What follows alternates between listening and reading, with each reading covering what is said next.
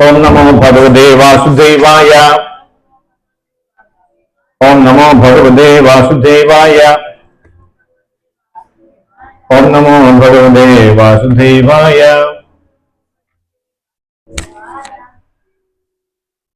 അധ്യായം ശ്രീ ഭഗവത്ഗീത യഥാരൂപം അധ്യായം 15 പുരുഷോത്തമ യോഗം ശ്ലോകം 9. ലഘു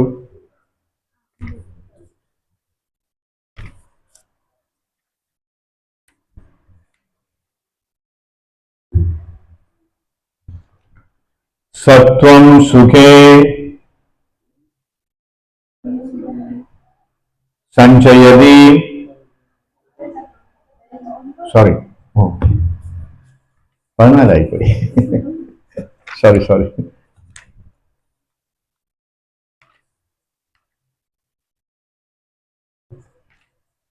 ഓക്കെ, 15 പുരുഷോത്തമ യോഗം. 9. ശ്രോതം ചക്ഷുസ്പർശനം ച രസനം ഘ്രാണമേവ ച അധിഷ്ഠായ മനശ്ചായം വിഷയാനുപസേവതേ. ശ്രോത്രം ചക്ഷുസ്പർശനം ച രസനം ഘ്രാണമേവ ച അധിഷ്ഠായ മനശ്ചായം വിഷയാനുപസേവതേ. ശ്രോത്രം ചക്ഷുസ്പർശനം ച രസനം ഘ്രാണമേവ ച അധിഷ്ഠായ മനശ്ചായം വിഷയാനുപസേവതേ.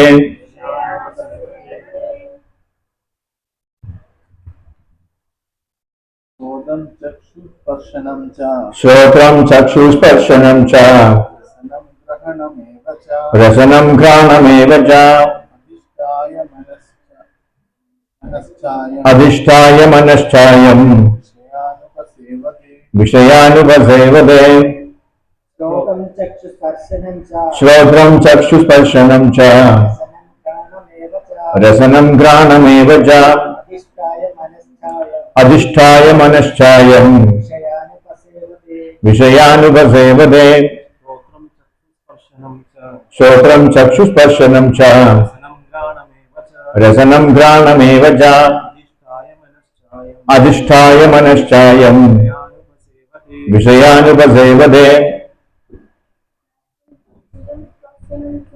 ശ്രോത്രം ചക്ഷുസ്പർശനം ച രസനം ഘ്രാണമേവ ച അധിഷ്ഠായ മനശ്ചായം വിഷയാനുപസേവതേ. ശ്രോത്രം ചക്ഷുസ്പർശനം ച രസനം ഘ്രാണമേവ ച അധിഷ്ഠായ മനശ്ചായം വിഷയാനുപസേവതേ. ശ്രോത്രം ചക്ഷുസ്പർശനം ച രസനം ഘ്രാണമേവ ച അധിഷ്ഠായ മനശ്ചായം വിഷയാനുപസേവതേ. ഉറക്കെ വായിക്കും.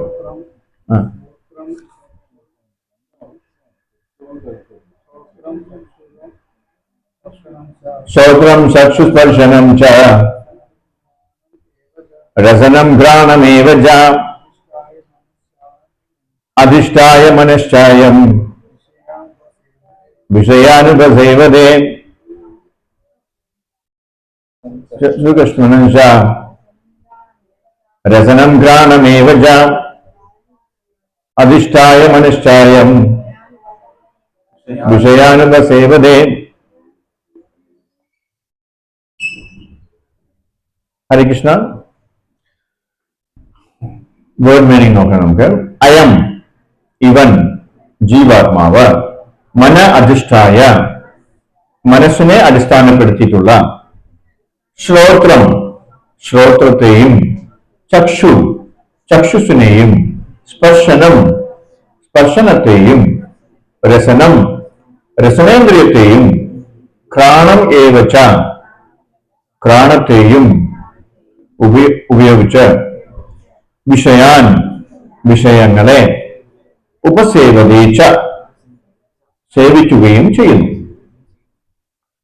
വിവർത്തനം ജയ ശ്രീല പ്രഭുപാദ്. ശ്രീല പ്രഭുപാദ് കി ജയ്. ഇപ്രകാരം മറ്റൊരു സ്ഥൂല ശരീരം കൈകൊള്ളുന്ന ജീവസത്ത മനസ്സിനിണങ്ങിയ 5 ഇന്ദ്രിയങ്ങൾ കണ്ണ്, ചെവി, നാവ്, മൂക്ക്, ത്വക്ക് എന്നിവ സ്വീകരിക്കുകയും അവയിലൂടെ ഒരു കൂട്ടം ഇന്ദ്രിയ വിഷയങ്ങളെ ആസ്വദിക്കുകയും ചെയ്യുന്നു. ഭാവാർത്ഥം ജയ ശ്രീല പ്രഭുപാദ്. ശ്രീല പ്രഭുപാദ് കി ജയ്. ജീവസത്ത തന്റെ ബോധത്തിൽ പൂച്ചയ്ക്കോ നായയ്ക്കോ അനുയോജ്യമായ സ്വഭാവ വിശേഷങ്ങളെ കൂട്ടിക്കലർത്തുന്നുവെങ്കിൽ വരുന്ന ജന്മത്തിൽ പൂച്ചയുടെയോ നായയുടെയോ ശരീരമായിരിക്കും കിട്ടുന്നത്. അതിനെ ആസ്വദിക്കുകയും ചെയ്യും. അവബോധം സ്വതേ വെള്ളം പോലെ വിശുദ്ധമാണ്. എന്നാൽ ഏതെങ്കിലും നിറം ചേർത്താൽ വെള്ളം പോലെ ആ നിറത്തിലാകുന്നു. അങ്ങനെ തന്നെ ജീവാത്മാവ് വിശുദ്ധമാകിയാൽ അവബോധവും വിശുദ്ധമായിരിക്കും. ഭൗതിക ഗുണങ്ങളുടെ സമ്പർക്കത്താലാണ് അവബോധത്തിന് മാറ്റം വരുന്നത്. യഥാർത്ഥ ബോധം കൃഷ്ണാബോധമാണ്. കൃഷ്ണാബോധസ്ഥനായ ഭക്തന്റെ ജീവിതം വിശുദ്ധമാണ്. ഏതെങ്കിലും ഭൗതിക ചിന്തകൾ കൊണ്ട് അവബോധം കലുഷിതമാണെങ്കിൽ അടുത്ത ജന്മത്തിൽ അതിനനുസൃതമായ ശരീരമാണ് കിട്ടുക. മനുഷ്യ ശരീരം തന്നെയാകണമെന്നില്ല. പൂച്ചയോ നായയോ പന്നിയോ ദേവതയോ അല്ലെങ്കിൽ 84 ലക്ഷം വിധത്തിലുള്ള ജീവികളിൽ ഏതെങ്കിലും ഒന്നോ ആയി പിറന്നേക്കാം. ഓമജ്ഞാനത്തിമിരന്തശാജനാജനാശാഖയാൽ ചക്ഷുരുന്മേലനമന തസ്മൈ ശ്രീ ഗുരുവേ നമഃ. നമഃ. ഓം വിഷ്ണുപദായ കൃഷ്ണപ്രസാദ ഗോദലേ ശ്രീമതി ഭക്തിവേദാന്ത സ്വാമിനി നാമേ. നമസ്തേ സരസ്വതി ദേവി ഗൗരവാണി പ്രചാരണി നിർവിശേഷ ശൂന്യവാദി പാശ്ചാത്യ ദേശത്താരിണി. ജയ ശ്രീ കൃഷ്ണ ചൈതന്യ പ്രഭു നിത്യാനന്ദ ശ്രീ അദ്വൈത ഗദാധര ശിവാചാര്യ ഗൗര ഭക്ത വൃന്ദ. ഹരേ കൃഷ്ണ കൃഷ്ണ കൃഷ്ണ ഹരേ ഹരേ, ഹരേ രാമ രാമ രാമ ഹരേ ഹരേ കൃഷ്ണ. ശ്രോതം ചക്ഷുസ്പർശനം ച രസനം ഘ്രാണമേവ ച അധിഷ്ഠായ മനുഷ്ഠായം വിഷയാനുപസേവനം. ഇപ്രകാരം മറ്റൊരു സ്ഥൂല ശരീരം കൈക്കൊള്ളുന്ന ജീവസത്ത മനസ്സിനിണങ്ങിയ 5 ഇന്ദ്രിയങ്ങൾ കണ്ണ്, ചെവി, നാവ്, മൂക്ക്, ത്വക്ക് എന്നിവ സ്വീകരിക്കുകയും അവയിലൂടെ ഒരു കൂട്ടം ഇന്ദ്രിയ വിഷയങ്ങളെ ആസ്വദിക്കുകയും ചെയ്യുന്നു. ഹരേ കൃഷ്ണ. നമ്മളെല്ലാവരും തന്നെ ഭഗവാന്റെ അംശങ്ങളായതുകൊണ്ട് ഭഗവാന്റെ കുറെ ക്വാളിറ്റീസ് നമുക്കും കാണും, ഇല്ലേ? മിക്കവാറും എല്ലാ ക്വാളിറ്റീസും നമുക്കുണ്ടാവും. പക്ഷെ ഭഗവാനെ ഉള്ള അത്രയും ക്വാണ്ടിറ്റി നമുക്ക് ഉണ്ടാവും, അല്ലെ? ആ ക്വാളിറ്റീസ് ഒക്കെ ഉണ്ടാവും, പക്ഷെ ഒരു ഇച്ചിരി ആയിരിക്കും നമുക്ക് ഉണ്ടാവുക. അത് വെച്ചിട്ടാണ് നമ്മൾ ഈ അഹങ്കാരം കാണിക്കുന്നത്, അല്ലെ? ഒരു ചെറിയ ഭാഗം നമുക്കുണ്ടാവും. അപ്പോ ഭഗവാന്റെ ഒരു ഇതുണ്ട്, നിയന്ത്രിക്കുന്ന സ്വഭാവം, അല്ലെ? അപ്പൊ നമുക്കും ആ നിയന്ത്രിക്കുന്ന സ്വഭാവമുണ്ട്. ആർക്കെങ്കിലും ഇവിടെ നിയന്ത്രിക്കുന്ന സ്വഭാവം ഇല്ലാതെ ഉണ്ടോ? ആരെങ്കിലുമൊക്കെ എല്ലാ ദിവസവും നിയന്ത്രിച്ചുകൊണ്ടിരിക്കണമെന്ന് വാശി പിടിക്കുന്ന ആൾക്കാരല്ലേ നമ്മളില്, അല്ലേ? ഒരു ഓഫീസിൽ ചെന്നപ്പോ അവിടുത്തെ ചെയർമാൻ അവിടുത്തെ GM എടുത്ത് വരട്ടി ഒരു പരിപാടി, ഭയങ്കര ഷൗട്ടിങ്. അത് കഴിഞ്ഞ് ഇപ്പുറത്ത് വന്നപ്പോ ആ GM തന്നെ അദ്ദേഹത്തിന്റെ താഴെയുള്ള മാനേജർ ചീത്ത പറയും, അല്ലേ? ഭയങ്കര, അതിന്റെ അപ്പുറത്തെ ഷൗട്ടിങ് ഇവിടെ. അങ്ങനെ അങ്ങ് പോയപ്പോ മാനേജർ താഴെ വന്ന സൂപ്പർവൈസർ ഒരു പഠിത്തം പഠിപ്പിച്ചു, അല്ലേ? എല്ലാവരും ഇങ്ങനെ ഇതാണ് നിയന്ത്രിച്ചുകൊണ്ടിരിക്കുന്നു. ആ സൂപ്പർവൈസർ മാനേജർ കൊണ്ട് പോയപ്പോ താഴെയുള്ള ജോലിക്കാരെ എല്ലാം നിർത്തി ചീത്ത അങ്ങനെ വിഷമം മുഴുവൻ തീർത്തു, അല്ലേ? അപ്പൊ നമ്മളെല്ലാവരും വിചാരിച്ചു പാവം ഈ സൂപ്പർവൈസർ വന്നിട്ട് എന്ത് ചെയ്യാന്നറിയാം? തൂപ്പുകാരനെ, അവിടെയുള്ള തൂപ്പുകാരനെ വൃത്തിയാക്കുന്നവരെയൊക്കെ അവരെല്ലാവരെയും ചീത്ത പറയും. സൂപ്പർവൈസർ അയാളുടെ ദേഷ്യം അയാൾ തീർത്തു. അപ്പൊ എല്ലാവർക്കും നിയന്ത്രിക്കണം എന്നുള്ളത്. അപ്പൊ നമ്മൾ വിചാരിച്ചു പാവം, അല്ലെ? ഈ തൂപ്പുകാർക്ക് ആരെയും പറയാൻ പറ്റില്ലല്ലോ. അപ്പൊ കുറച്ച് കഴിഞ്ഞപ്പോ അങ്ങോട്ട് മാറി നോക്കിയപ്പോ ഒരു മൂലയെ കൊണ്ടുപോയി ഒരു തൂപ്പുകാരൻ ഈ കോൺട്രാക്ട് വർക്കിന് വരുന്ന ആൾക്കാരില്ലേ, എവരെ സഹായിക്കാനായിട്ട് വരുന്ന അവരെ ചീത്ത പറയും. അപ്പൊ ഓരോരുത്തര് എല്ലാവരും ഇങ്ങനെ മറ്റുള്ളവരെ ഇങ്ങനെ എന്താണ് നമ്മള് നിയന്ത്രിക്കാനുള്ള ഒരു സ്വഭാവം നമുക്കുണ്ട്, അല്ലെ? നമ്മളെയും നമ്മൾ തന്നെയാണ് നിയന്ത്രിക്കുന്നത്. എങ്ങനെയാണെന്ന് നമുക്ക് നോക്കാം, അല്ലെ? ആ നിയന്ത്രണ സ്വഭാവം ഉപയോഗിച്ച് അടുത്ത ജന്മം എന്ത് വേണമെന്ന്, ഏത് ശരീരം വേണമെന്നും നാം നിയന്ത്രിക്കുന്നു. കണ്ടോ? അപ്പൊ നമ്മളുടെ കയ്യിൽ തന്നെ ഉണ്ട്, അല്ലെ? അടുത്ത ജന്മത്തിലേക്കുള്ള ഏത് ശരീരം എടുക്കണം എന്നുള്ള നിയന്ത്രണം ആരാണ് ചെയ്യുന്നത്? വേറെ ആരുമല്ല, നമ്മൾ തന്നെയാണ് ചെയ്യുന്നത്, അല്ലെ? അപ്പൊ നമ്മൾ ഈ മറ്റുള്ളവരൊക്കെ നിയന്ത്രിക്കുന്നവരുടെ കൂട്ടത്തില് നമ്മുടെ അടുത്ത ജന്മത്തിലേക്കുള്ള ശരീരത്തിനെ കുറിച്ച് നമ്മളെ നിയന്ത്രിക്കുന്നുണ്ടെന്നാണ്. അല്ലെ? ഇപ്പൊ നമ്മുടെ നിയന്ത്രണ സ്വഭാവം എന്തുമാത്രം ഉണ്ടോ അതിനനുസരിച്ചുള്ള നല്ല നല്ല എന്താണ് ജന്മങ്ങളായിരിക്കും, അല്ലെങ്കിൽ ശരീരമായിരിക്കും നമുക്ക് പിന്നെ കിട്ടുക. ഏത് ശരീരം വേണമെന്ന് നാം നിയന്ത്രിക്കുന്നു. പക്ഷേ നാം ചിന്തിച്ചുകൊണ്ടോ ആഗ്രഹിച്ചുകൊണ്ടോ അത് സാധ്യമല്ല, അല്ലെ? ഇപ്പൊ നമുക്കിപ്പോ അടുത്ത ജന്മത്തിൽ ഒരു ദേവന്റെ ശരീരം വേണം, ഒരു ദേവന്റെ ജന്മം എടുക്കണമെന്ന് നമുക്ക് വിചാരിച്ചു കഴിഞ്ഞാൽ നമുക്ക് സാധിക്കണം. പക്ഷെ വെറുതെ ഇരുന്ന് ചിന്തിച്ചുകൊണ്ടിരുന്ന മാത്രം മതിയോ, ആഗ്രഹിച്ചുകൊണ്ടിരുന്ന മാത്രം മതിയോ? പോരെ, അല്ലെ? അതിനനുസരിച്ചിട്ടുള്ള സാധനം നമ്മൾ ചെയ്യണമെന്നർത്ഥം, അല്ലെങ്കിൽ പ്രവൃത്തി നമ്മൾ ചെയ്യണമെന്നാണ്. പക്ഷെ നാം ചിന്തിച്ചുകൊണ്ടോ ആഗ്രഹിച്ചുകൊണ്ടോ അത് സാധ്യമല്ല. അതിനുവേണ്ടി പ്രവർത്തിക്കുകയും വേണം. മരണസമയത്തുള്ള അവബോധം അനുസരിച്ച് നമുക്ക് മറ്റൊരു ശരീരം ലഭിക്കുന്നു, അല്ലെ? നാം ദൈവിക സ്വഭാവമുള്ളവരാണെങ്കിൽ നമുക്ക് സ്വർഗീയ ലോകങ്ങൾ പ്രാപ്തമാകും, അല്ലെ?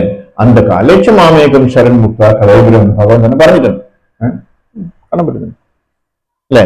അപ്പോ അത് തന്നെയാണ് ഇവിടെയും പറയുന്നത്. എന്താണ്? നമ്മൾ അന്ത്യസമയത്ത്, നമ്മൾ മരിക്കുന്ന സമയത്ത് മതജിന്ന് എഴുന്നേച്ചോടും. അത് ചോദിക്കില്ല കേട്ടാ. ഇതൊക്കെ നമ്മളിങ്ങനെ പലതും കേൾക്കേണ്ടി വരും. വാസ്തവമാണ്, സത്യമാണ് ഈ പറയുന്നത്. അന്ത്യസമയത്ത്, അതായത് നമ്മൾ മരിക്കുന്ന സമയത്ത് നമ്മൾ എന്താണോ ചിന്തിക്കുന്നത് അതായിത്തീരും നമ്മൾ അടുത്ത ജന്മത്തിൽ. അടുത്ത ജന്മം വേണമെന്നുണ്ടെങ്കിൽ, അല്ലെ? അടുത്ത ജന്മം വേണ്ടെന്നുണ്ടെങ്കിലോ നമ്മൾ എന്ത് ചെയ്യണം? നമ്മളിപ്പോ അതിന്റെ ഉത്തരം പറഞ്ഞു, അല്ലെ? എന്താണോ നമ്മുടെ മനസ്സിൽ ചിന്തിക്കുന്നത് നമുക്ക് കിട്ടുമെന്നാണ് പറയുന്നത്. അപ്പൊ നമുക്ക് അടുത്ത ജന്മം വേണ്ടെന്ന് പറഞ്ഞാൽ നമ്മൾ എന്ത് ചിന്തിക്കണം? ഭഗവാനെ കുറിച്ച് ചിന്തിക്കണം, അല്ലെ? അപ്പൊ നമ്മൾ എവിടെയെത്തും? ഭഗവത് ധാമത്തിലും. ഞാൻ ഇതെല്ലാം പരത്തി പറയുന്നത് മാതാജിക്ക് വേണ്ടിയാണ് കേട്ടാ. അല്ലെങ്കിൽ മാതാജി ഓടുന്നു കേട്ടോ. മാതാജി എന്തെങ്കിലും മനസ്സിലായില്ലെങ്കിൽ ചോദിക്കണം കേട്ടോ. അവസാനം ചോദിക്കാനുള്ള അവസരം ഉണ്ട് നമുക്ക്. ഇതൊരു പഠനമാണ്. നമ്മൾ എന്താണ് ഇപ്പൊ ഒരു അമ്പലം എന്നൊക്കെ പറയുന്നത് നമ്മൾ ഈ വേദങ്ങളും അല്ല ഭഗവത്ഗീതയും ഭാഗവതവും ഒക്കെ പഠിക്കാനുള്ള ഒരു വേദിയാണ്. പക്ഷെ എന്തുകൊണ്ടോ നമുക്കത് അറിയില്ല, അമ്പലത്തിലുള്ളവർക്കും അറിയില്ല. അതുകൊണ്ടാണ് മറ്റുള്ള അമ്പലങ്ങളിലൊക്കെ പോകുമ്പോൾ നമുക്കത് കാണാൻ പറ്റും.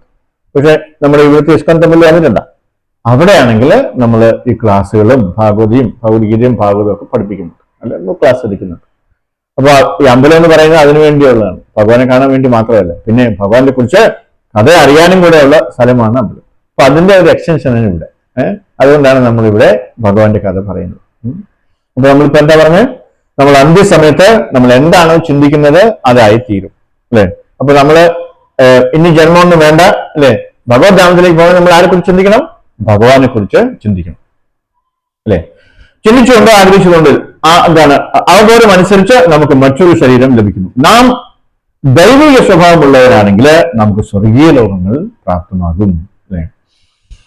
അതല്ല, നാം പൂച്ചയെയും നായ്ക്കളെയും പോലെ ജനിക്കുകയാണെങ്കിൽ അല്ലെങ്കിൽ ജീവിക്കുകയാണെങ്കിൽ നമുക്ക് ജന്തുക്കളായോ താഴ്ന്ന ലോകത്തിലോ ജനിക്കാൻ സാധിക്കും, അല്ലെ? അപ്പൊ താഴ്ന്ന ലോകത്തിലേക്കും ആൾക്കാർ അവിടെ താമസമുണ്ടെന്ന് അർത്ഥം. ഈ 84 ലക്ഷത്തിൽ താഴെ ഉണ്ട് ആൾക്കാർ. അതിൽ വേണമെങ്കിൽ നമുക്ക് പോയി പിറക്കാം, അല്ലെ? ചിലർക്ക് എന്താണ് ഈ മാടനും മറുകയൊക്കെ ആയിട്ട് നടക്കാനായിരിക്കും താല്പര്യം, അല്ലെ? അതിനൊക്കെ പൂജിക്കുന്ന ആൾക്കാരില്ലേ? അപ്പൊ അങ്ങനെയുള്ളവർ എന്ത് ചെയ്യും? ആ ലോകത്തിലേക്ക് പോകും, അല്ലെ? അവരുടെ കൂടെ സഹവസിക്കും.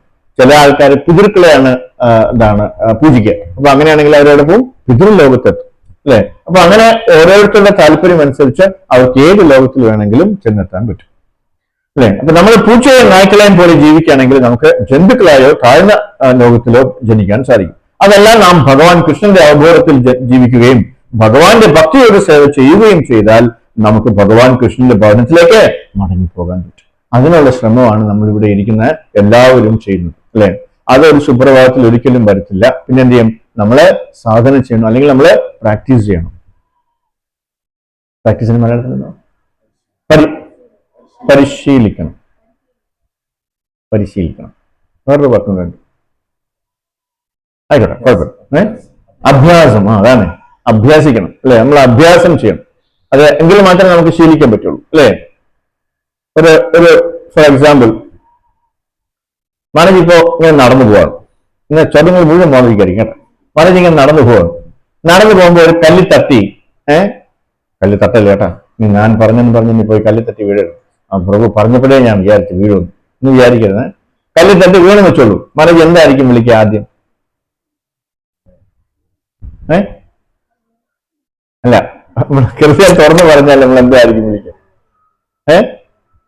മാനേജ് മിണ്ടരുത്. ഈശ്വരനെ വിളിക്കും അല്ലേ?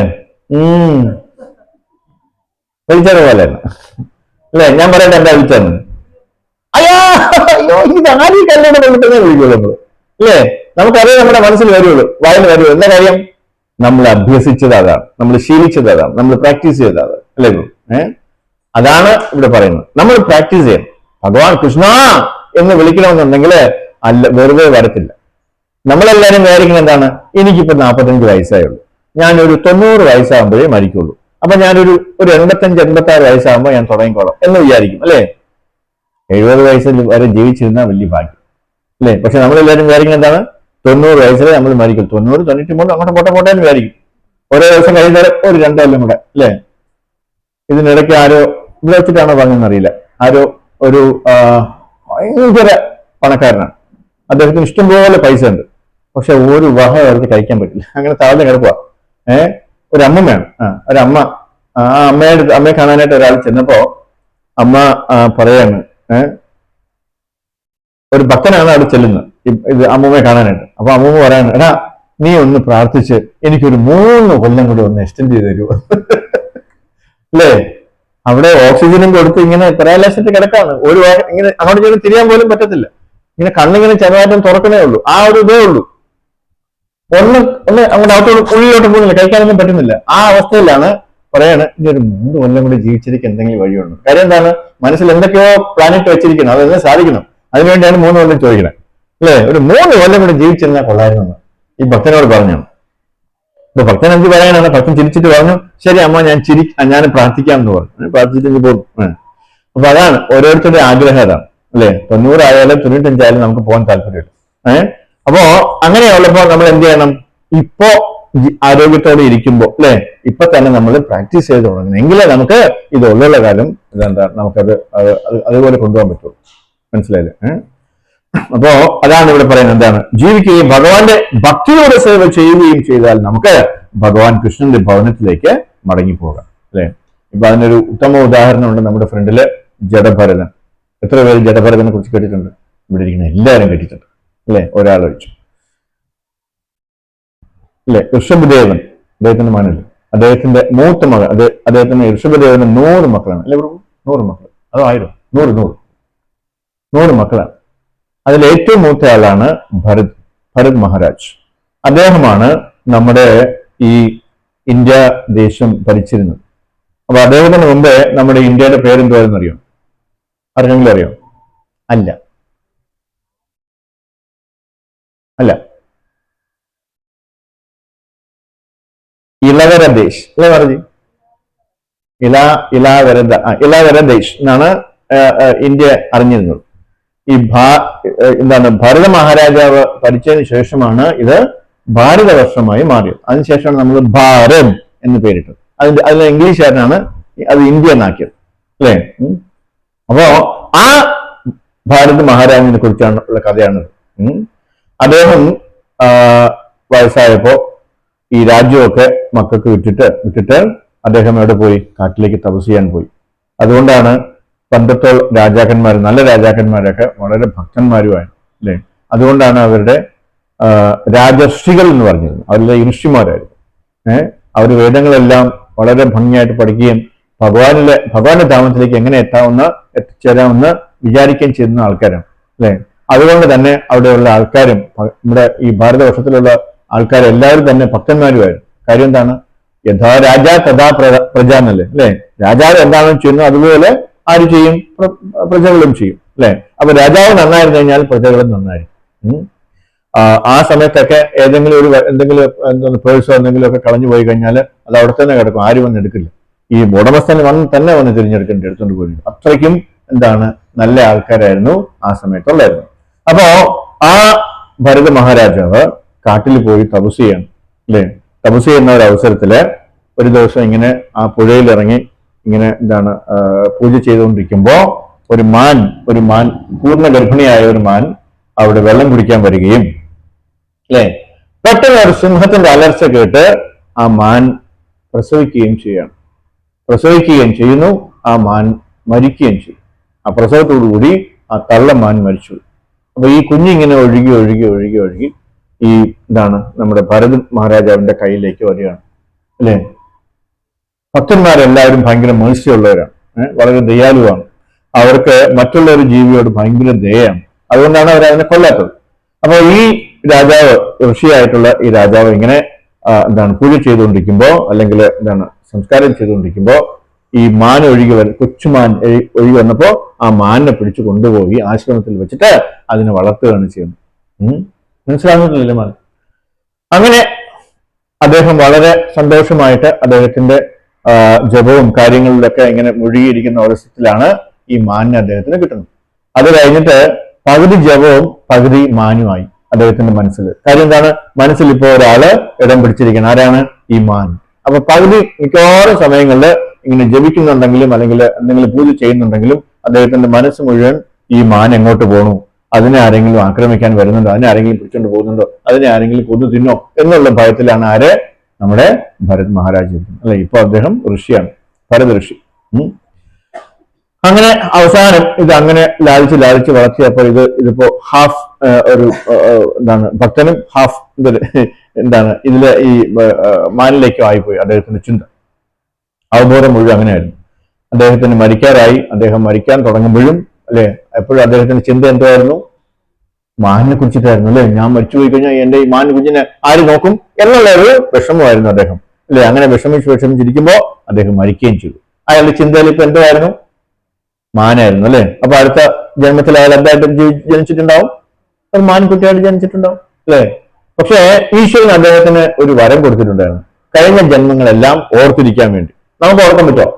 നമ്മൾ എത്ര ജന്മങ്ങൾ എടുത്തിട്ടുണ്ടെന്ന് നമുക്ക് തന്നെ അറിയില്ല, അല്ലെ? പക്ഷേ നമുക്ക് എന്തോ നല്ലതായി, ആ കാര്യം ഒന്ന് ഓർമ്മിക്കാത്ത നന്നായി. അല്ലെങ്കിൽ നമ്മള് എന്നയോ തൂങ്ങി മരിച്ചത്. കാരണം അത്രയ്ക്ക് വൃത്തികേടായിരിക്കും നമ്മൾ കാണിച്ചു വെച്ചിട്ടുള്ളൂ, അല്ലെ? പഴയ ജന്മങ്ങളിലൊക്കെ. അതുകൊണ്ട് അതൊക്കെ ഓർക്കാതിരിക്കുന്നത് നന്നായി. അത് ഭഗവാൻ നന്നായിട്ട് കറക്റ്റായിട്ട് മായ ഉണ്ടെങ്കിൽ മാച്ചത്, അല്ലെ? അതെല്ലാം ഓർമ്മകളെല്ലാം മെമ്മറി എല്ലാം ഡിലീറ്റ് ചെയ്തിട്ടാണ് നമ്മളെ കൊണ്ട് വിട്ടത്. അപ്പൊ അതാണ്. പക്ഷെ ഭരത് മഹാരാജാവിന് അല്ലെങ്കിൽ ആ ഋഷിക്ക് അതെല്ലാം ഓർമ്മയുണ്ടായിരുന്നു. ഇപ്പൊ ആരാണ് അദ്ദേഹം? അദ്ദേഹം മാനാണ് ഈ ജന്മത്തിൽ, അല്ലെ?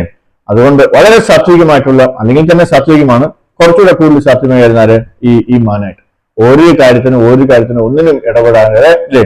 അങ്ങനെ ആ മാന്റെ ജനനം കഴിഞ്ഞതിന് ശേഷം അല്ലെങ്കിൽ മരണത്തിന് ശേഷം, ആ ശരീരം വിട്ടതിന് ശേഷം അദ്ദേഹം വീണ്ടും ഒരു മനുഷ്യനായിട്ട്, അല്ലെ? ഒരു മനുഷ്യനായിട്ട് ഒരു ബ്രാഹ്മണ കുടുംബത്തില് ജനിക്കുകയുണ്ട്. ആ ബ്രാഹ്മണന്റെ അദ്ദേഹത്തിന്റെ അച്ഛൻ മരിച്ചു. അച്ഛനാണോ അമ്മയാണോ മരിച്ചു? ആ അച്ഛൻ രണ്ടാമതൊരു കല്യാണം കഴിച്ചു, അല്ലെ? ആ രണ്ടാമമ്മ ഈ മകനെ നന്നായിട്ട് നോക്കുന്നുണ്ടായിരുന്നില്ല, അല്ലെ? വളരെ നികൃഷ്ടമായിട്ടാണ് പെരുമാറിയിരുന്നത്. അപ്പൊ ഇദ്ദേഹം വളർന്നു വന്നപ്പോ എന്താണ് ചെയ്തത്? അവിടെ ഈ നെൽപ്പാടങ്ങളുണ്ട്. ആ പാടങ്ങളിലൊക്കെ കാവലിരിക്കാനായിട്ടാണ് ഈ ഭരതനെ, അല്ലെങ്കിൽ നമുക്കിപ്പോഴും ഭരതൻ തന്നെ വിളിക്കാം, അല്ലെ? ഭരതനെ നിയോഗിച്ചിരുന്നത്. അദ്ദേഹം ആരെങ്കിലും എന്തെങ്കിലും ചെയ്യാൻ വന്നു കഴിഞ്ഞാലും അദ്ദേഹം ഒരു അക്ഷരം മിണ്ടത്തില്ല. നമ്മളെ മുഖത്ത് നോക്കി ആരെങ്കിലും നമ്മൾ ചീത്ത പറഞ്ഞാൽ നമ്മൾ എന്ത് ചെയ്യും? അതിന്റെ 10 ചീത്ത തിരിച്ചു വിളിക്കും, അല്ലെ? പക്ഷെ ഭരത രാജാവ് അതൊന്നും ചെയ്തില്ല. കാര്യം എന്താണ്? അങ്ങനെ ഒരു നല്ല കർമ്മവും ഉണ്ടാക്കിയില്ല, ഒരു മോശപ്പെട്ട കർമ്മവും അദ്ദേഹം ചെയ്തില്ല, അല്ലെ? ഇനി എങ്ങാനും ഞാൻ സംസാരിച്ചു പോയാൽ അതിലെങ്ങാനും എനിക്ക് കർമ്മം കിട്ടിയാൽ ഞാൻ അതിനു വേണ്ടി ഞാൻ വേറൊരു ജന്മം എടുക്കേണ്ടി വരുമെന്ന് വിചാരിച്ചിട്ട് വളരെ കോഷ്യസ് ആയിരുന്നു നമ്മുടെ ഭരത മഹാരാജാവ്, കേട്ടോ? അപ്പൊ അങ്ങനെ ഇരിക്കുമ്പോ ഒരു ദിവസം വന്നിട്ട് എന്താ സംഭവിച്ചത്? അപ്പൊ അതുകൊണ്ടാണ് അപ്പൊ അദ്ദേഹത്തിന് യാതൊരു റിയാക്ഷനും ഇല്ലാത്തൊരു മനുഷ്യനായിരുന്നു, നമ്മളെ പോലെയൊന്നും അല്ല. എന്ത് വന്നാലും മിണ്ടത്തില്ല. അതിനൊരു ഉദാഹരണം പറഞ്ഞു കഴിഞ്ഞാല്, ഒരു ദിവസം ഇങ്ങനെ രാത്രി ഇങ്ങനെ കാവലിരിക്കുമ്പോ ഈ കാളി ഭക്തന്മാര് ഒരാളെ നല്ല അല്ലെങ്കിൽ ആരോഗ്യവാനായിട്ടുള്ള ഒരു പുരുഷനെ കാളിക്ക് ബലി കൊടുക്കാനായിട്ട് ആളന്വേഷിച്ച് നടക്കുമായിരുന്നു, അല്ലെ? അങ്ങനെ നടന്നു ഇങ്ങനെ ഈ വയലിന്റെ അടുത്തോട്ട് പോയപ്പോ കാണാം ഒരാൾ അങ്ങനെ ദൃഢഗാത്രനായിട്ടിരിക്കും, അല്ലെ? ഓടിപ്പോയി ഇവരെല്ലാരും കൂടെ, കാളി ഭക്തന്മാരെല്ലാരും കൂടെ പിടിച്ചുകൊണ്ട് ഇദ്ദേഹത്തിന് കൊണ്ടു. അപ്പൊ ആര് പിടിച്ചോണ്ട് പോയാലും കൂടെ പോക്കോളൂ, ഒന്നും മിണ്ടത്തില്ല. നിങ്ങൾ ആരാണ്, എന്തിനാണ് വന്നതെന്നും ചോദിക്കില്ല. ഇനി അതിലെങ്ങാനും വല്ല കർമ്മം കിട്ടുകയാലോ എന്ന് വിചാരിച്ച് പേടിച്ചിട്ട് അദ്ദേഹം ഒന്നും മിണ്ടത്തില്ല. അദ്ദേഹം ഭയങ്കര ഭക്തനാണ്, അല്ലെ? അവരെ കൊണ്ടുപോയി കുളിപ്പിച്ച് റെഡിയാക്കി, അല്ലെ? ഈ ബലിക്കല്ലിന്റെ മുകളിൽ തല വെച്ചിട്ട് വാഴെടുത്തിങ്ങനെ ഓടാൻ തുടങ്ങിയതും ആര് പ്രത്യക്ഷപ്പെട്ടു? നമ്മുടെ കാളി ദേവി ആ വിഗ്രഹത്തിൽ നിന്ന് വെളിയിലോട്ട് വന്നിട്ട് ഈ വാള് പിടിച്ചു വാങ്ങിച്ച് അവിടെയുള്ള എല്ലാ ഭക്തന്മാരെയും വെട്ടിക്കൊന്നു, അല്ലെ? എന്റെ ഭഗവാന്റെ ഭക്തന്മാരെ നീയൊക്കെ കൈവയ്ക്കുന്നു എന്ന് പറഞ്ഞിട്ട്, അല്ലെ? അതായിരുന്നു കാളി ദേവിക്ക് ഏറ്റവും ദേഷ്യം വന്നത്. പക്ഷെ അദ്ദേഹം ആ കാളിദേവിക്ക് ഒരു താങ്ക്സ് പോലും പറഞ്ഞില്ല, തിരിഞ്ഞങ്ങ് നടന്നു. അല്ലെ, കാളിദേവി ഇങ്ങനെ നോക്കി നിൽക്കുന്നുണ്ടോ, അയ്യോ വല്ല ചിലപ്പോ വല്ല താങ്ക്സ് വല്ലതും പറഞ്ഞാലോ എന്ന് വിചാരിച്ചിട്ട്, അല്ലെ എന്ന് അത് പോലും പറയാനുള്ള അത് അദ്ദേഹത്തിനില്ല. കാര്യം എന്താണ്, അദ്ദേഹത്തിന് യാതൊരു എന്താ പറയുക ഒരു ഫീലിംഗും, ഭൗതികമായിട്ടുള്ള യാതൊരു ഫീലിങ്സും അദ്ദേഹത്തിനില്ല. അതുകൊണ്ട് അദ്ദേഹം തിരിച്ചു നടന്ന് നേരെ അവിടെ പോയി ആ വയലിന്റെ അടുത്ത് പോയി എന്താണ്, അതാണ് ഭരത് മഹാരാജ്. അപ്പൊ അതുകൊണ്ടാണ് അദ്ദേഹത്തിന് ജഡഭരതൻ, ജീവിച്ചിരിക്കുന്നെങ്കിലും ഒരു ജഡം പോലെയാണ്, അല്ലെ, ഒരു റിയാക്ഷൻ ഇല്ലാത്ത ഒരു മനുഷ്യനായിട്ടാണ് അദ്ദേഹം ജനിച്ചത്. അപ്പൊ ആ ഒരു കഥ പറയാൻ വേണ്ടിയാണ്, ആ ഒരു ഉദാഹരണം പറയാൻ വേണ്ടിയാണ് ഞാൻ ആ കഥ പറഞ്ഞത്, അല്ലെ. അത് കഴിഞ്ഞിട്ട് ഒരു ദിവസം, അല്ലെ, ഒരു രാജാവ് ഉണ്ടായിരുന്നു, എന്താണ്, രഘുഗുണ, അല്ലെ, രഘുഗണ രാജാവ്, അല്ലെ, പല്ലക്കിൽ ഇങ്ങനെ വന്നുകൊണ്ടിരിക്കുമ്പോ ഒരാൾക്ക് സുഖമില്ലാതായി, അല്ലെ. പല്ലക്ക് ചുമക്കാൻ എത്ര പേര് വേണം? മിനിമം 4 പേര് വേണം, അല്ലെ. അതിൽ ഒരാൾക്ക് സുഖമില്ലാതായി. അപ്പൊ അതിന് പകരം ഒരാളിനെ നോക്കിയപ്പോ കാണാൻ അങ്ങനെ ഇരിക്കുന്നത്, വയലിന്റെ അറ്റത്ത് ഒരാൾ നല്ല ആരോഗ്യമായിട്ട് ഇരിപ്പുണ്ട്. അദ്ദേഹത്തിനെ വിളിച്ചു, ഈ പല്ലൊക്കെ കയ്യിൽ വെച്ചു കൊടുത്തു, അല്ലെ. അപ്പൊ രാജാവ് അങ്ങനെ വിശാലമായിട്ട് അങ്ങനെ ഇരുന്ന് അങ്ങനെ പോവാണ്, സുഖിച്ചിരിക്കുവാണ്. അപ്പോ ഇടയ്ക്കിടയ്ക്ക് ഈ ഭരതരാജാവിന് ഭരതമുനിക്ക് ഒരു കുഴപ്പമുള്ളതെന്ന് വെച്ചാല്, ജഡഭരതനൊരു കുഴപ്പമുള്ളതെന്ന് വെച്ചാല്, എന്തെങ്കിലും വല്ല കുടുംബം വല്ല വേണമെങ്കിൽ അങ്ങോട്ട് ചാടും, അല്ലെ. അപ്പൊ ഇദ്ദേഹം ഈ എഴഞ്ഞു പോകുന്ന സാധനങ്ങളൊക്കെ ചവിട്ടാതിരിക്കാൻ വേണ്ടി ഇടയ്ക്കിടയ്ക്ക് ഇങ്ങനെ ചാടുന്നുണ്ട്. അപ്പൊ എന്ത് സംഭവിക്കും? പല്ലക്കും അതുപോലെ ഇരുന്ന് കുലുങ്ങും, അല്ലെ. ഇപ്പൊ രാജാവ് നോക്കുമ്പോൾ എനിക്കൊരു സുഖം കിട്ടുന്നില്ല, കംഫർട്ട് ഇല്ല, അല്ലെ. എപ്പോഴും നല്ല കംഫർട്ടിലാണ് ആ പല്ലക്കിൽ പോയിക്കൊണ്ടിരുന്നത്. ആ കംഫർട്ട് കിട്ടാത്തുണ്ട്. ഇതാര് പുതിയതായിട്ട് വന്നതെന്ന് ചോദിച്ചു. അപ്പൊ പറഞ്ഞ്, എന്താണ് നമ്മൾ എന്താ പറയാ, എങ്ങനെ അപ്പോയിന്റ് എന്ന് പറയാം നമ്മള്? ആദ്യമായിട്ട് നമ്മളൊരു ഓഫീസിൽ പോകുമ്പോൾ നമ്മൾ എന്താ പറയാ? അപ്രന്റീസ്. ഇപ്പൊ അപ്രന്റീസിനെ അപ്പോയിന്റ് ചെയ്താണ്, അദ്ദേഹത്തിന് ശീലമില്ല, അതുകൊണ്ടാണ് ചാടുന്നതെന്ന് ചോദിച്ചു. അവസാനം ഈ എന്താണ്, രഘുഗുണ രാജാവിന് സഹിക്കാൻ വയ്യാതെ ഇയാളെ അങ്ങോട്ട് ചീത്ത പറയാൻ തുടങ്ങി. ഇയാൾക്കൊരും പല്ലപ്പോലും ചുമക്കാറിയില്ല, കണ്ട നല്ല ആരോഗ്യമുണ്ടല്ലോ, നല്ല സൗന്ദര്യം ഉണ്ടല്ലോ, എന്താ ഇങ്ങനെ ഇത്രയും പോലും വീടില്ലാത്ത ഒരു മനുഷ്യനായി പോയല്ലോ എന്നൊക്കെ പറഞ്ഞിട്ട് അദ്ദേഹം ചീത്ത പറയാൻ തുടങ്ങി. ഇതെല്ലാം കുറെ നേരം കേട്ടിട്ട് അദ്ദേഹം തിരിച്ച് ഈ രഘുഗുണ രാജാവിന്, അല്ലെ, എന്താണ് സാഖ്യശാസ്ത്രം മുഴുവൻ പറഞ്ഞു കൊടുക്കുകയാണ്. രാജാവ് അന്തം വിട്ടു, ഇതാര്? ഞാൻ വിചാരിച്ച ആളല്ലോ, ഇയാൾ വേറെ ആരാണോ എന്ന് ചോദിച്ചു. അപ്പൊ ചോദിച്ചു, അങ്ങ് ആരാണോ, അല്ലെ. അപ്പോഴാണ് അദ്ദേഹത്തിന്റെ കാര്യം മനസ്സിലാവുകയും ഈ രഘുഗുണ രാജാവ് നമസ്കരിച്ചിട്ട് അദ്ദേഹത്തിന്റെ ശിഷ്യത്വം സ്വീകരിക്കുകയും ചെയ്തു, അല്ലെ. അതാണ് ജഡഭരതന്റെ ചെറിയ ചുരുക്കത്തിലുള്ള കഥ. അപ്പൊ ഞാൻ പറഞ്ഞു എന്താണ്, അന്ധകാലിച്ച് മാമേകം ശരൺ മുക്ത കളയപുരം, അല്ലെ. പക്ഷേ നമുക്ക് അത് അന്ത്യകാലത്ത് നമുക്കതങ്ങനെ ചിന്ത വരണമെന്നുണ്ടെങ്കിൽ നമ്മൾ എന്ത് ചെയ്യണം? ഇപ്പോഴേ നമ്മളത് പരിശീലിച്ചേ മതിയാവും. അല്ലാതെ ആ സമയത്ത് നമ്മൾ ബുദ്ധിപരമായിട്ട് ആ സമയത്ത് നമ്മൾ ചെയ്തോളാം എന്ന് വിചാരിച്ചു കഴിഞ്ഞാല് ഒരിക്കലും നടക്കത്തില്ല, അല്ലെ.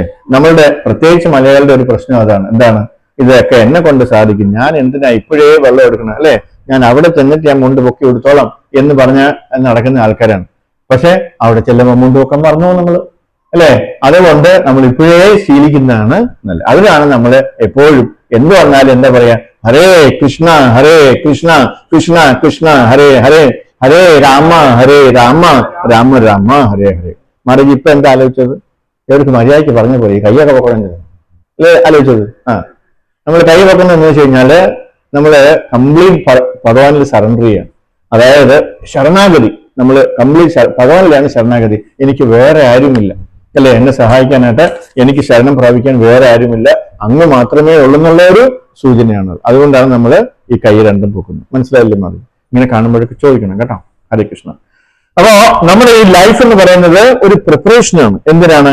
നമ്മുടെ അവസാനത്തെ ഒരു എക്സാമിനേഷന് വേണ്ടി. നമ്മുടെ ജീവിതത്തിന്റെ അവസാന എക്സാമിനേഷൻ എന്താണ്? പരീക്ഷ എന്താണ്?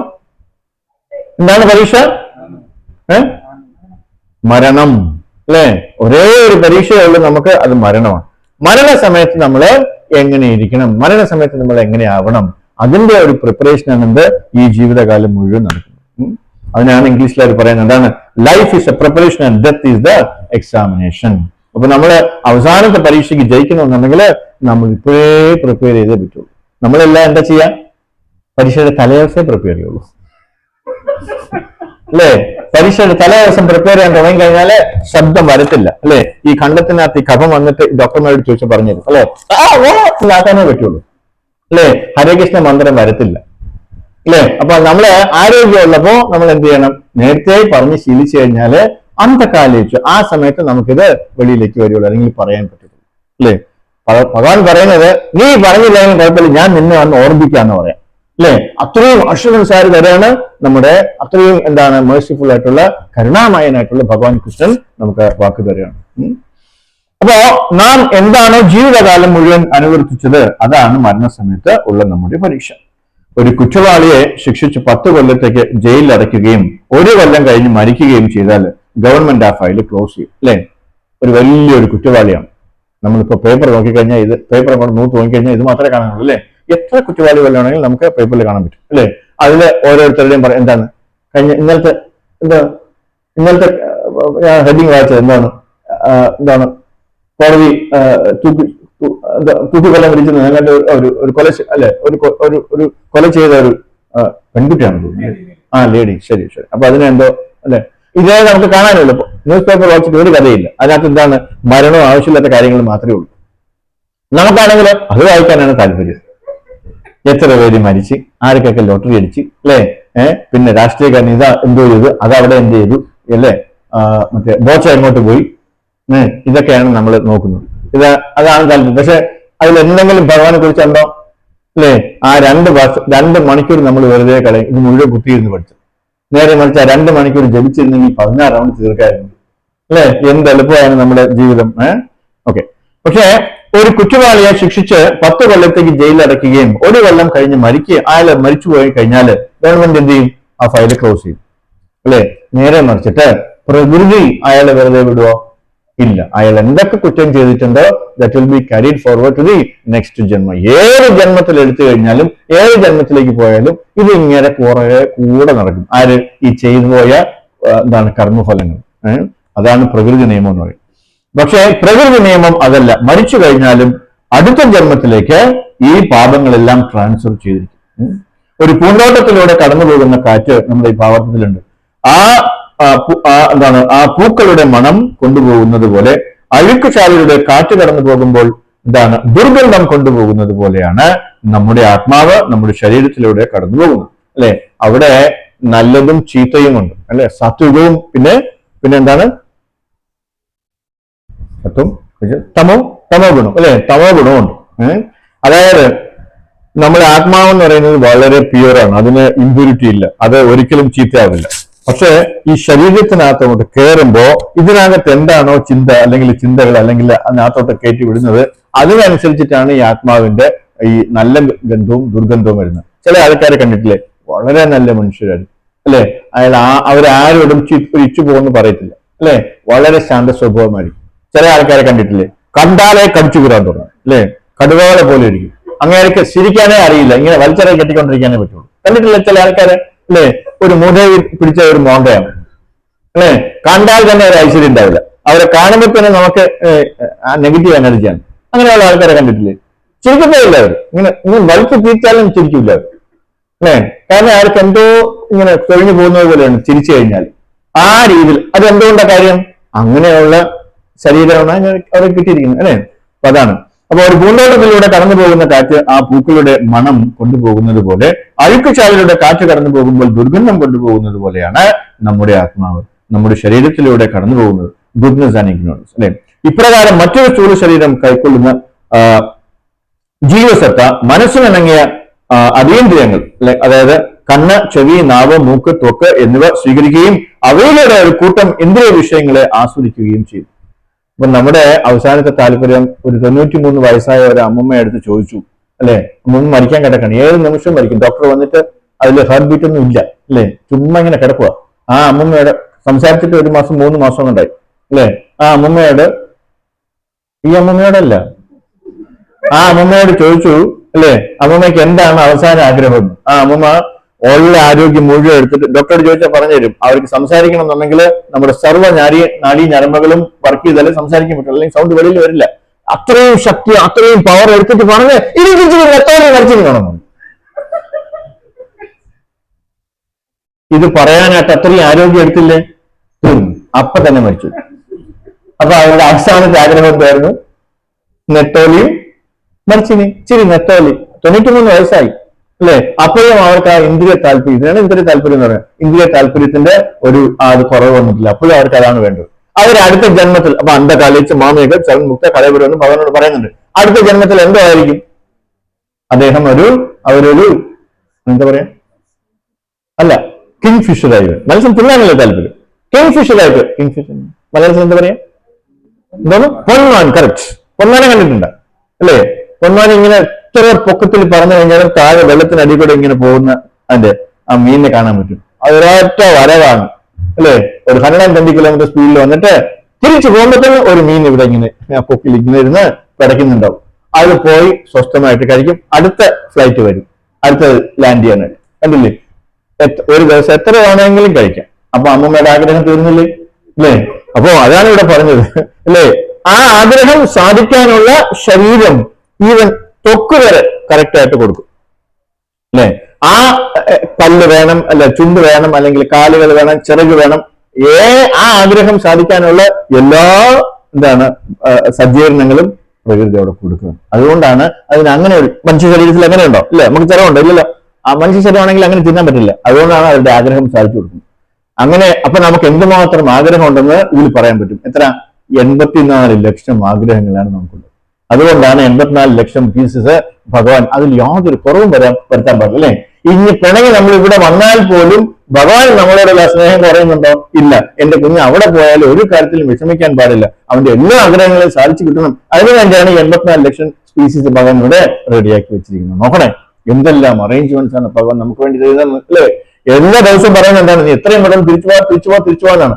എന്നാൽ പോലും എന്റെ കുഞ്ഞ് അവിടെ ഉള്ളപ്പോൾ അവൻ വിഷമിക്കാൻ പാടില്ല അല്ലെ? അവന്റെ എല്ലാ ആഗ്രഹങ്ങളും സാധിക്കണം എന്നുള്ളതുകൊണ്ടാണ് ഭഗവാൻ ഈ അറേഞ്ച്മെന്റ് ഒക്കെ ചെയ്തിരിക്കുന്നത്. ഇപ്രകാരം മറ്റൊരു സ്ഥൂല ശരീരം കൈക്കൊള്ളുന്ന ജീവസത്ത മനസ്സിനിണങ്ങിയ അതീന്ദ്രിയങ്ങൾ കണ്ണ്, ചെവി, നാവ്, മൂക്ക്, ത്വക്ക് എന്നിവ സ്വീകരിക്കുകയും അവയിലുള്ള ഒരു കൂട്ടം ഇന്ദ്രിയ വിഷയങ്ങളെ ആസ്വദിക്കുകയും ചെയ്യുന്നു അല്ലെ? നമ്മുടെ ആഗ്രഹങ്ങൾ പോലെ ഇന്ദ്രിയ ആസ്വാദനത്തിന്റെ താല്പര്യം അനുസരിച്ച് നമുക്ക് അടുത്ത ശരീരം കിട്ടുന്നു. ഇപ്പൊ നമുക്ക് എന്തെങ്കിലുമൊക്കെ ഇങ്ങനെ കടിച്ചു പറിച്ച് തിന്നാലേ ശരിയാവുള്ളൂ എന്ന് പറഞ്ഞു കഴിഞ്ഞാല് അടുത്ത ജന്മത്തിൽ നമുക്ക് ഇങ്ങനെ കട്ടിച്ച് പറിക്കാനുള്ള പല്ലുകളൊക്കെ കിട്ടും, കൂർത്ത പല്ലുകളൊക്കെ കിട്ടും അല്ലെ? 4 കാല് കിട്ടും. ഓടണ്ട് ഒരു മൃഗത്തിന്റെ പുറകെ ഓടണ്ട്. അതിനുവേണ്ടി 4 കാലും ഒരു വാലും അല്ലെ? ആ ശരീരത്തിൽ അത്രയും സ്പീഡായിട്ട് ഓടാനുള്ള എല്ലാ സജ്ജീകരണങ്ങളും തരും അല്ലേ? അതാണ്. അപ്പൊ ചിലരെ കണ്ടിട്ടില്ലേ, അവരുടെ ഇപ്പൊ രാവിലെ മംഗളാരതിക്ക് വരാൻ പറഞ്ഞു കഴിഞ്ഞാൽ അവർ പറയും, ഓ പ്രഭു എണ്ണിക്കുമ്പോ തന്നെ 9 മണിയാവും, പിന്നെ എങ്ങനെയാ 4:00 വരും അല്ലേ? അവർക്ക് ഉറങ്ങാനാണ് താല്പര്യം. അവർ എത്ര പറഞ്ഞാലും അത് ഒരു വരത്തില്ല, അമ്പലത്തിൽ വരത്തില്ല. ഈ ഉറങ്ങാനാണ് താല്പര്യം. അങ്ങനെയുള്ളവർ എന്താവും അറിയോ? ഈ പോളാർ ബിയറിനെ അറിയാം? പോളാർ ബിയർ അന്റാർട്ടിക്കയിലൊക്കെ അല്ലേ? എന്ത് കരടി? ഹിമക്കരടി അല്ലെ? പോളാർ ബിയർ അത് 6 മാസം ഉറങ്ങുന്ന പറയണം. 6 മാസം കഴിച്ചു കിടക്കുന്നത് അല്ലേ? നീ ഉറങ്ങിക്കോ, 6 മാസം ഉറങ്ങിക്കോ, 6 മാസം കഴിച്ചു നടന്നാൽ മതി അല്ലേ? ആ ആഗ്രഹം അനുസരിച്ച് കൊടുക്കും. ചിലർക്ക് സ്ക്യൂബ ഡൈവിംഗ് ആയിരിക്കും ഇഷ്ടം, അതിനനുസരിച്ച് ഏതെങ്കിലും ഒരു ശരീരം കൊടുക്കും. ചിലർക്ക് ഹിമാലയത്തിലൊക്കെ കയറി നടക്കാനൊക്കെ ആയിരിക്കും ഇഷ്ടം അല്ലേ? അപ്പോ അങ്ങനെ അവിടെ വിശാലമായിട്ട് നടക്കാനുള്ള ആഗ്രഹം തീർക്കാനുള്ള അല്ലെ? അവർക്ക് എന്താണോ എന്തിന് സംതൃപ്തി അതിനനുസരിച്ചുള്ള ശരീരം അവർക്ക് കിട്ടുമെന്നാണ് പറയുന്നത് അല്ലെ? അത് പ്രകൃതിയായിട്ട് വളരെ ഭംഗിയായിട്ട് ചെയ്യുന്നുണ്ട്. പലതരത്തിലുള്ള താല്പര്യങ്ങളാണ്. ചിലർക്ക് ആഹാരം പാകം ചെയ്യാൻ ഇഷ്ടമല്ല. ചിലരെ കണ്ടിട്ടില്ലേ? എന്തുകൊണ്ടാണ് നിങ്ങൾ ഹോട്ടലിൽ പോകണമെന്ന് ചോദിച്ചു കഴിഞ്ഞാൽ അവർ പറയും, ഓ ഇനിയിപ്പോ അടുക്കളയിൽ കയറി വയ്ക്കാനൊന്നും പറ്റുന്നില്ല. അവരെന്താവുമെന്നറിയോ? അവരെ അടുത്ത ജന്മം ഏതെങ്കിലും മൃഗം എപ്പോഴെങ്കിലും പാകം ചെയ്ത് വയ്ക്കും? ഇല്ല. പച്ചക്കറി കഴിക്കുക അല്ലെ? ഇറച്ചിയെല്ലാം പച്ചക്കറി കഴിക്കാം. അങ്ങനെയാവും അല്ലെ? അപ്പൊ നമ്മൾ എന്താണോ താല്പര്യം അതനുസരിച്ചുള്ള ഒരു ശരീരമാണ് കിട്ടാം. അപ്പോ ഭാവാർത്ഥത്തിൽ പറയുന്നത് പോലെ വെള്ളത്തിന് നിറമില്ല, അതിൽ മഞ്ഞ ചേർത്താൽ മഞ്ഞ വെള്ളവും നീല ചേർത്താൽ നീല വെള്ളവും അല്ലെ? പച്ച ചേർത്താൽ പച്ചവെള്ളവും. അതുപോലെ നമുക്കും സ്വാതന്ത്ര്യമുണ്ട്. ആരുമായിട്ട് വേണമെങ്കിലും നമുക്ക് അസോസിയേറ്റ് ചെയ്യാം അല്ലെ? നമ്മളെ ആരുമായിട്ടാണോ അസോസിയേറ്റ് ചെയ്യുന്നത് അല്ലെ, കൂട്ടുകൂടുന്നത്, അത് നമുക്ക് തിരഞ്ഞെടുക്കാം. അതിനനുസരിച്ചുള്ള സ്വഭാവമായിരിക്കും നമ്മള് ഉരുത്തിരിച്ചു വരിക. ഭഗവാൻ ഇൻഡിപെൻഡന്റ് ആണ്. ആ ക്വാളിറ്റീസ് നമുക്കും ചെറിയ തോതിലുണ്ട് അല്ലെ? ആ സ്വാതന്ത്ര്യം ഉപയോഗിച്ച് നാം തിരഞ്ഞെടുക്കും. ഭഗവാൻ ആരോടെങ്കിലും നീ ഭക്തനായവേ പറ്റുള്ളൂ എന്ന് പറഞ്ഞിട്ടുണ്ടോ? ഇല്ല. നിനക്ക് 2 വഴിയുണ്ട്.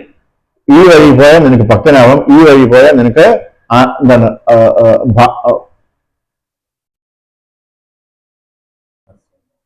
ഇന്ദ്രിയാസ്വാദനം, കർമ്മികൾ.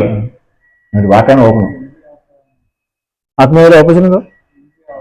ഭൗതികത വരുന്നില്ല അല്ലെ? ഭൗതികത വേണോ ആത്മീയത വേണോ, ഏത് വേണമെങ്കിലും തിരഞ്ഞെടുക്കാനുള്ള സ്വാതന്ത്ര്യം നമുക്ക് തന്നിട്ടുണ്ട്. ഒരിച്ചിരി സ്വാതന്ത്ര്യം അല്ലെ? അത് ഉപയോഗിച്ചിട്ടാണ് നമ്മൾ എങ്ങോട്ട് വേണമെങ്കിലും പോകുന്നത്. എന്തുകൊണ്ടാണ് ഇവിടെ ഇത്രയും മാത്രമേ ആൾക്കാരുള്ളൂ? 10,000-കണക്കിന് ആൾക്കാരാണ് ഈ നടക്കുന്നത് അല്ലെ? അതിൽ ഒരാൾ മാത്രമേ രക്ഷപ്പെട്ടു വന്നുള്ളൂ. അല്ലേ? ബാക്കിയുള്ളവർ എന്താ വരാത്ത? മാനവി എത്ര പേരെ വിളിച്ചിട്ടുണ്ട്? ആണോ? ചോദിക്ക്. പിന്നെ എന്തിനാ? അത് തന്നെ. മാനവി ഇവിടെ വന്ന് ഭഗവാന്റെ തല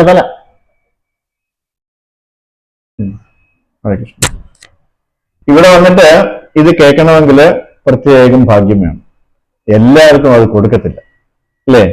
മാനവിക്ക് ഒരുപാട് ഭാഗ്യമുള്ളതുകൊണ്ടാണ് മാനവി സ്റ്റെപ്പ് വഴി ഇവിടെ വന്നത് അല്ലേ? എത്ര മാസമായി ഇവിടെ? 1 മാസമായില്ല. കണ്ടോ, ഭയങ്കര ഭാഗ്യമാണ്. ഇവിടെ വർഷങ്ങളോളം കിടക്കുന്ന ആൾക്കാർ ഇവിടെയൊക്കെ ഉണ്ട് അല്ലേ? അവർക്കറിയില്ല ഇവിടെ എന്ത് ബഹളമാണ് കേൾക്കണം. അവരിങ്ങനെ ഈ സമയമൊക്കെ ആകുമ്പോൾ ഇവിടെ എപ്പോഴും ബഹളം കേൾക്കണതാണ് അല്ലേ? എന്താണെന്ന് അവർക്ക് അറിയത്തില്ല. ഇവിടെ വരെ ഒന്നും ചോദിക്കാനുള്ളൊരു മനസ്സ് അവർക്ക് തോന്നിയിട്ടില്ല. അതിനേതെങ്കിലും ഒരു ജന്മത്തില് അവർ വീണ്ടും വരും. വന്നേ പറ്റുള്ളൂ അല്ലേ? നമ്മൾ ഒരു ദിവസം വന്നിട്ട് സമ്മാനം മേടിക്കാനേ കയറിയാലേ പറ്റുള്ളൂ. പക്ഷെ എന്തോ ഭാഗ്യം കൊണ്ട മാനവിക്ക് ഇവിടെ വരാം. അതാണ് ഞാൻ പറഞ്ഞത്, വളരെ ഭാഗ്യമുള്ളവർക്ക് മാത്രമേ ഇത് കേൾക്കാനുള്ള അവസരം കിട്ടുള്ളൂ അല്ലേ? ഹരേ കൃഷ്ണ. അപ്പൊ അതുപോലെ നമുക്ക് സ്വാതന്ത്ര്യമുണ്ട്. ആരുമായിട്ട് വേണം നമ്മൾ അസോസിയേറ്റ് ചെയ്യേണ്ടത് അല്ലെ? ഇപ്പൊ മുച്ചീട്ട് കളിക്കാരനാണ് നമ്മൾ കൂട്ടുകൂടുന്നെങ്കിൽ നമ്മൾ മുച്ചൂട്ടി കളിക്കാരനാവും. നമ്മള് ഒരു മദ്യപാനിയോടാണ് കൂട്ടുകൂടുന്നെങ്കിൽ മദ്യപാനിയാവും. ഇന്നലെ ഞാൻ അമ്പലത്തിൽ നിന്ന് അമലമാരേജ് ഞാനും കൂടെ വന്നുകൊണ്ടിരിക്കുകയാണ് അല്ലേ? അമലമാരേജ് അമ്പലത്തിൽ കയറിപ്പോയി. ഒരു കുടിയൻ എന്റെ കാറിന്റെ ഫ്രണ്ടിലുണ്ട്. അയാൾ 2 കാലിലാണ് നടക്കുന്നതെങ്കിലും അയാൾ 4 കാലിലാണ് നടക്കണം. അയാൾക്ക് ബാലൻസ് കിട്ടുന്നില്ല. അയാൾ ഇങ്ങോട്ട് പോകണം, പക്ഷെ അയാളുടെ ശരീരം അങ്ങോട്ടാണ് പോകുന്നത്. കാറ് വരുന്നു, ബസ് വരുന്നു. ഞാൻ ഇതിപ്പോ നമ്മളെ കാണേണ്ടി വരുമല്ലോ എന്ന് വിചാരിച്ചു. ഞാൻ പ്രാർത്ഥിച്ചു, ഭഗവാനെ അന്ന് എങ്ങനെയെങ്കിലും അവൻ വീട്ടിൽ എത്തിക്കണേന്ന് ഞാൻ വിചാരിക്കും ചെയ്തു. അങ്ങനെയൊക്കെ ലോഡ് ചെയ്യുന്നില്ല. നമ്മൾ ആ റോഡിൽ കൂടെ എങ്ങനെ വരും അല്ലെ? കാര്യം ബാലൻസ് കിട്ടുന്നില്ല. എന്ത് രസമായിരുന്നില്ലേ കാണാനായിട്ട്? ഇങ്ങോട്ട് പോകണം, ഇങ്ങോട്ട് പോകണം. ആ മതിലിൽ പോയിരിക്കുന്നു, തിരിച്ച് റിഫ്ലക്ട് ചെയ്ത് ഇങ്ങോട്ട് വരുന്നു. ഒരു കിട്ടുന്നില്ല. പിന്നെ കാറ് വന്നപ്പോ ഞാൻ വിചാരിച്ചു, മഹാരാജി ഇവിടെ ഒരു സീനറി ഇപ്പൊ കാണാം. ഞാൻ പേടിച്ചാണ് വണ്ടി ഓടിക്കണമെന്ന് പറഞ്ഞു. പക്ഷെ അയാൾ എങ്ങോട്ട് പോയെന്ന് പറഞ്ഞു. പിന്നെ കണ്ടില്ല, റോഡിലുണ്ടായിരുന്നില്ല. അപ്പൊ അതാണ്. അതുപോലെ നമുക്ക് സ്വാതന്ത്ര്യമുണ്ട് അല്ലെ? ആരുമായിട്ട് വേണമെങ്കിലും നമുക്ക് അസോസിയേറ്റ് ചെയ്യാം, കൂട്ടുകൂടാം, നമുക്ക് തിരഞ്ഞെടുക്കാം. ഇപ്പോ എന്താണ്, ഒരാൾ ബാഹ്യമായി വളരെ ക്ലീൻ ആണെങ്കിലും ഉള്ളിൽ അത്രയും വിശുദ്ധി ഇല്ലെങ്കിൽ നമുക്ക് ഒരു നല്ല എഫക്റ്റ് കിട്ടത്തില്ല അല്ലെ? നമ്മള് ഒരു 5 സ്റ്റാർ ഹോട്ടലിൽ പോയാൽ, 5 സ്റ്റാർ ഹോട്ടലിൽ പോയിട്ടുണ്ടോ? എല്ലാവരും പോയിട്ടുണ്ട് അല്ലേ? മിക്കവാറും എല്ലാവരും പോയിട്ടുണ്ട്. അവിടെ നമ്മൾ ചെല്ലുമ്പോഴത്തേന് അവിടെയൊക്കെ എന്ത് വൃത്തിയാണ്. അവിടെ ഫ്രണ്ടിലുള്ളവർ നല്ല യൂണിഫോം ഒക്കെ ഇട്ട് തൊപ്പിയൊക്കെ വെച്ച് നിൽക്കുന്ന കാണാൻ നല്ല രസമാണ് അല്ലേ? നമ്മളവിടെ ചെന്ന് കഴിഞ്ഞാൽ നമ്മളെ സ്നേഹം കൊണ്ട് അഭിഷേകം ചെയ്യും അല്ലേ? കാര്യം എന്താണ്, നമ്മളവിടെ ഒരു ഗസ്റ്റായിട്ട് ചെല്ലുമ്പോഴാണ്. പക്ഷേ നമ്മൾ പോയി ആഹാരം കഴിക്കുന്ന അവിടെയെല്ലാം ക്ലീനാണ്. Vessels, everything is very very clean. ഭയങ്കര ഹൈജീനിക് ആയിട്ടാണ്. നിങ്ങൾ ആരെങ്കിലും അടുക്കളയിൽ കയറിയിട്ടുണ്ടോ? ആ കിച്ചണിലോട്ട് ആരെങ്കിലും കയറിയിട്ടുണ്ടോ? അവർ കയറ്റത്തില്ല. കാര്യം എന്താണ്?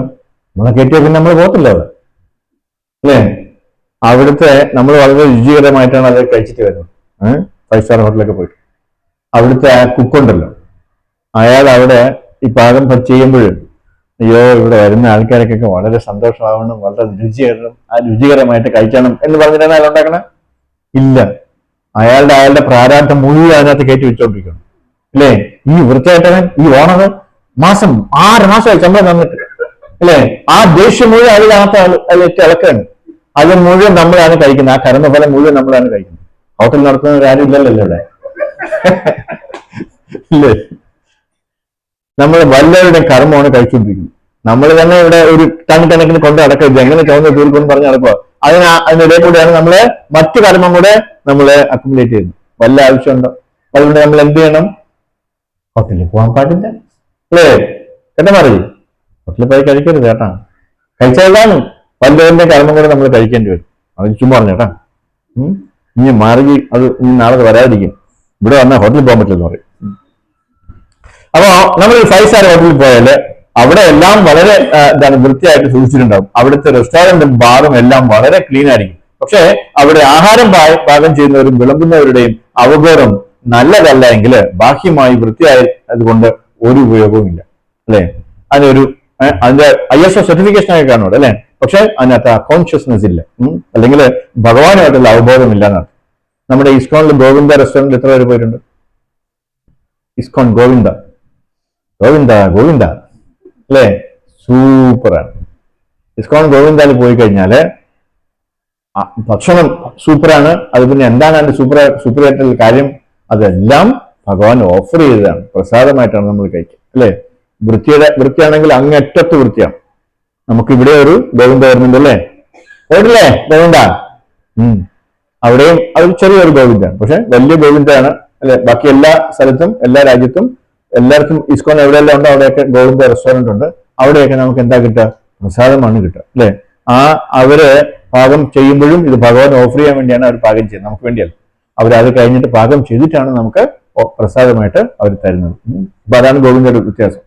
അപ്പോ മനഃചഞ്ചലം കൃഷ്ണ അർജുനൻ പറയുന്നു, എന്റെ മനസ്സിനെ എനിക്ക് നിയന്ത്രിക്കാൻ സാധിക്കുന്നില്ല. ഭഗവാൻ പറയുന്നു, ശരിയാണ് അർജുന, ശരിയാണ്. ഭഗവാൻ പറഞ്ഞില്ല ഒക്കൂലെന്ന് അല്ലെ, അങ്ങനെ അല്ല എന്ന് പറഞ്ഞില്ല. ഭഗവാൻ പറഞ്ഞത് ശരിയാണ്. അപ്പോ അതിനെന്താണ് മാർഗം? അപ്പോഴാണ് ഭഗവാൻ പറഞ്ഞ എന്താണ്? അഭ്യാസം ചെയ്യാനാണ്. എന്ത് പ്രാക്ടീസ് ചെയ്യണം? നമ്മള് മന്ത്രം പറയണം. എന്ത് മന്ത്രം പറയണം? ഹരേ നാമ ഹരേ നാമ ഹരേ നാമേവ കേവലം കലവും നാസ്തൈവ ഗതിരന്യത. ഒരേ ഒരു മന്ത്രം മാത്രമേ ഈ കലിയുഗത്തില് പ്രസക്തിയുള്ളൂ, അല്ലെ ഉപയോഗപ്പെടുള്ളൂ, നമ്മൾ ചെയ്തിട്ട് അതിന്റെ എഫക്ട് വരത്തുള്ളൂ. അതേതാണ്? ഹരേ കൃഷ്ണ കൃഷ്ണ കൃഷ്ണ ഹരേ ഹരേ, ഹരേ രാമ രാമ രാമ ഹരേ, അല്ലെ. അത് മാത്രമേ ഉള്ളൂ. അപ്പോ അസത് സംഘം ഒഴിവാക്കി സത്സംഗത്തിലേക്ക് വരൂ. എന്താണ്? ഭക്തരുടെ അസോസിയേഷൻ ഉണ്ടെങ്കിൽ നമുക്ക് ഭക്തി കിട്ടും.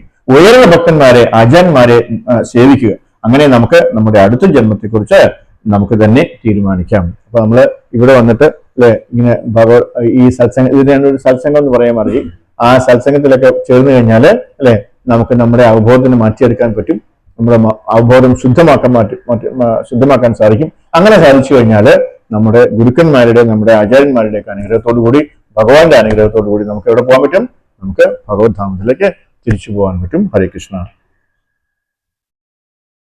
ഇനി എന്തെങ്കിലും സംശയം ഉണ്ടെങ്കിൽ പെട്ടെന്ന് ചോദിക്കും. ഒത്തായിപ്പോയി.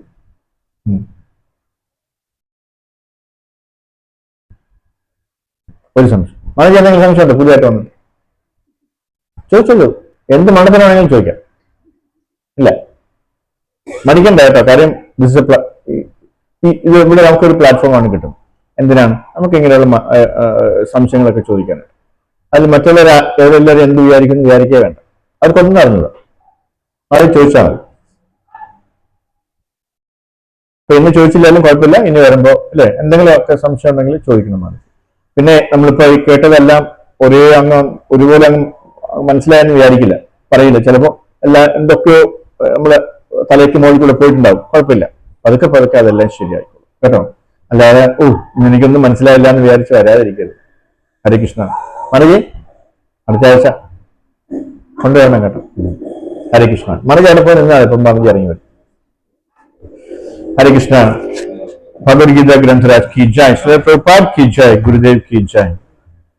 वांछा कल्पतरुभ्यश्च कृपा सिन्धु एव च पतितानां पावनेभ्यो वैष्णवेभ्यो नमो नमः. आनंद कोटि वैष्णव वृंद की जय, श्री प्रभुपाद की जय, गुरुदेव की जय.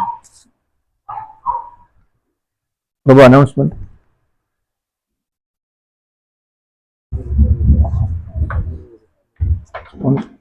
स्पॉन्सर